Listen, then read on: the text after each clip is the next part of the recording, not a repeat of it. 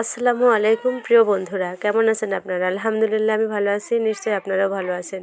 এই তো আমি সবজিগুলোকে ভালো মতো তারপর কেটে নিচ্ছি এবং পরিষ্কার করে ধুয়ে নেব। এদিকে আমি চুলায় বসিয়ে দিয়েছি মাছগুলোকে ভাজতে, আর এদিকে আমি সবজিগুলোকে পরিষ্কার করে ধুয়ে কেটে নিলাম। এই যে আমার মাছ ভাজা নেওয়া শেষ, এবার আমি এগুলোকে উঠিয়ে নিচ্ছি।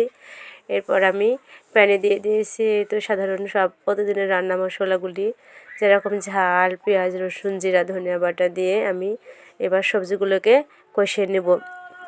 পরামর্শ সে তো সবাই সবাইকে দিতে পারে। আপনি যদি কারোর কাছে পরামর্শ চান তাহলে আপনি ফ্রিতে 10জন আপনাকে পরামর্শ দিয়ে দেবে, কিন্তু আপনি কারোর কাছে সাহায্য চান, হয়তো 10জনের কাছে চাইলে একজনও নাও দিতে পারে কিংবা কেউ দিতেও পারে।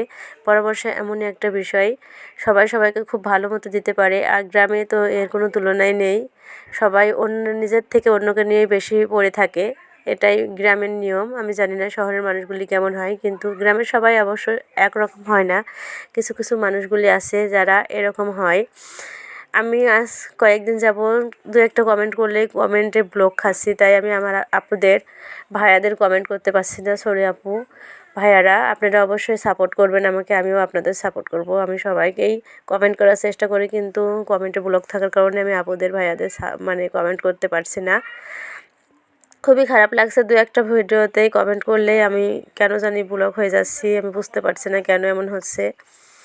এই তো এদিকে আমি কথা বলতে বলতে আমার রান্না প্রায় শেষ করে ফেলেছি। এই যে আমার রান্না শেষ, আমি আমার তরকারিটাকে নামিয়ে নিয়েছি। এটা টাটকা সবজি দিয়ে রান্না ছিল, খেতে যে কি অসাধারণ আর ভালো ছিল। আসলে গ্রামে সব কিছুই টাটকা পাওয়া যায়। তরকারির স্বাদ মাটির চুলায় রান্না অন্যরকম একটা টেস্ট আসে।